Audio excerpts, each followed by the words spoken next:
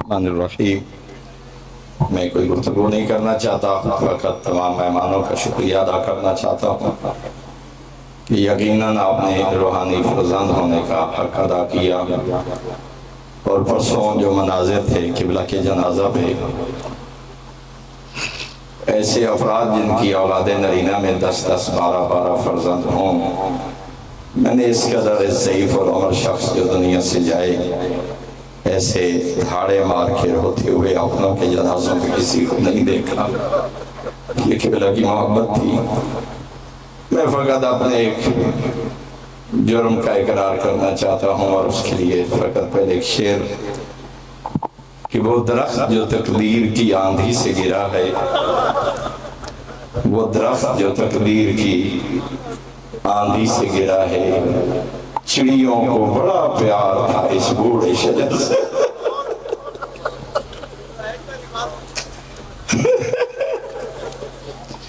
وہ درخت جو تقدیر کی آندھی سے گرا،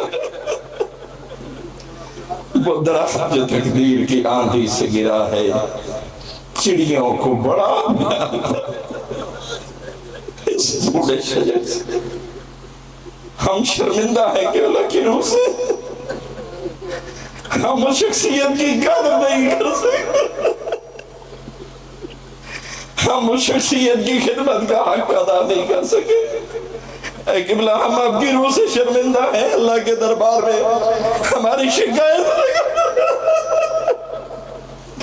اپنے خالق کے دربار میں ہماری شکایت نہ کرنا، ہمارے شفیع بن کے آنا علیہ محمد کے سامنے ہم آپ کی خدمت کا حق ادا نہیں کر سکے۔ اور ان کی زندگی کو دیکھ کے پتہ چلتا ہے کہ ائمہ کی مظلومیت کیسی تھی، جو کہتے ہیں کیسے ممکن ہے۔ نظر آتا ہے جب اداروں میں کہا جائے، محافل میں کہا جائے، جب ممبر پہ کہا جائے، ان کا نام نہ لینا، ان کی کتاب کا نام، کیا جرم تھا اس شخصیت کا؟ قبلہ ہم حق ادا نہیں کر سکتے۔ اور مجھے ایک دفعہ باہر کے ملک سے ایک شخص نے فون کر کے کہا تھا، اس نے کہا تھا میں جب برِ صغیر پاک و ہند کے حالات کو دیکھتا ہوں، اہل ہند نے قدر نہیں کی تھی، علامہ علی نکی نکن علیہ رامہ کی، اہل ہند نے جو قدر کرنی چاہیے تھی وہ نہیں کی، اور اس کا نتیجہ یہ ہوا جو قوم نعمتوں کی قدر نہیں کرتی ہیں، اللہ اس قوم سے ان نعمتوں کو اٹھا لیتا ہے۔ پھر وہ اہل ہند کی زمین پہ ایسا علمی ستارہ کوئی نظر نہ آیا، اور وہ شخص رو کے کہنے لگے تھے مجھے یہی خدشہ ہے، ہم نے اس نعمت کی قدر نہیں کی، ہم نے اس نعمت کی قدر نہیں کی۔ قبلہ، ہم آپ کی روح سے شرمندہ ہیں،